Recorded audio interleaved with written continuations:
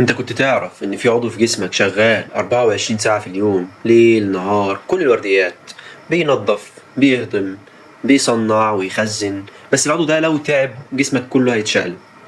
بس المشكلة الكبيرة ان العضو ده ما بيشتكيش، يعني لو تعب مش هتعرف ان هو تعبان.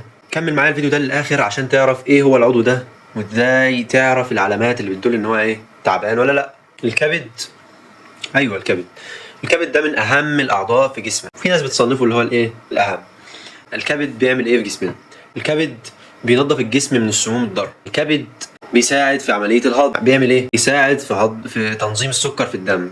ماشي، ده بعد ما انت تاكل بيحول السكر الاحادي اللي هو الجلوكوز الى سكر معقد اللي هو جلايكوجين، بيخزنه فيه اللي هو الكبد نفسه، او بيخزنه في العضلات. وفي حاله الصيام انت ما عندكش طاقه، فهو بينتج لك الطاقه ازاي؟ بيحول السكر المعقد الى سكر احادي عشان ايه؟ يطلع منه طاقه. بيدخل كمان في هضم الليبيدات اللي هي الدهون عن طريق العصاره الصفراويه. الكبد ينتج البروتينات وعوامل التجلط دي اللي هي بتحميك من حصول نزيف، وبالتالي تحميك من الكدمات. بيخزن بعض الفيتامينات مثل فيتامين اي، ينشط بعض الهرمونات الجنسيه.